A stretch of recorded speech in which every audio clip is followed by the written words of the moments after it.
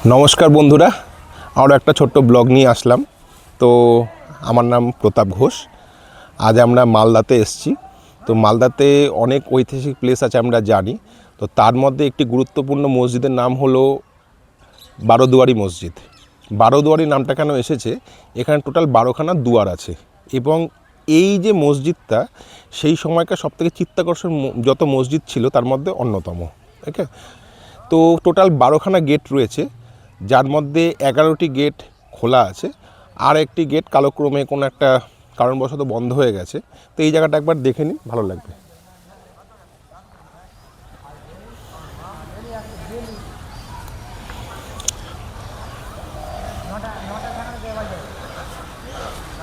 তো আমরা জানি মালদাতে যত ঐতিহাসিক প্লেস আছে সেগুলি ভারতবর্ষের ইতিহাসে একটা অন্যতম জায়গা করে রেখেছে এবং এটি হলো তার মধ্যে অন্যতম একটি গুরুত্বপূর্ণ মসজিদ।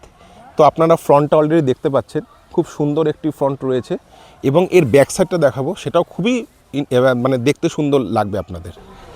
তো আমরা এখনও ব্যাক সাইডে দেখাইনি আপনাদের, এটা হলো বারোদুয়ারি মন্দিরের ভেতরটা, এর ওই সাইডটা ব্যাক সাইড রয়েছে।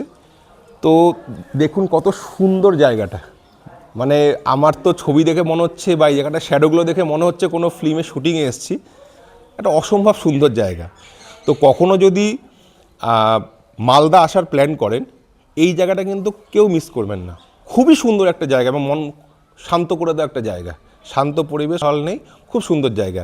এইবার আপনারা দেখাবো আপনাদের ব্যাক সাইডটা। এবার আমরা যেখানে দাঁড়িয়ে আছি সেটা হলো বারোদুয়ারি মসজিদের ঠিক ব্যাক সাইডটাতে রয়েছি এবং এই পাশটা অনেকগুলো গম্বুজ ছিল, তো সেগুলো ভেঙে গিয়েছে। তো আপনারা সেটা একবার দেখুন, দেখলে বুঝতে পারবেন। জায়গাটা অসাধারণ একটা জায়গা। আমরা প্রত্যেকে জানি যে ভারতবর্ষের অনেক ম্যাক্সিমাম ঐতিহাসিক স্থান মুর্শিদাবাদে রয়েছে, সে তো আছেই, কিন্তু মালদাতেও কিন্তু আমাদের অনেক রকম এবং অনেক পুরনো আমাদের ঐতিহাসিক অনেক স্মৃতি রয়ে গেছে, এটা তার মধ্যে একটি। তো আবারও বলছি, যদি মালদা আসার প্ল্যান করেন ডেফিনেটলি এই জায়গাতে আসবেন। আজকে আমার এই ব্লগটা আমি এখানেই শেষ করছি এবং এই ব্লগটা সবাই দেখবেন এবং ভালো লাগলে কমেন্ট করবেন। সকলকে অসংখ্য ধন্যবাদ। নমস্কার।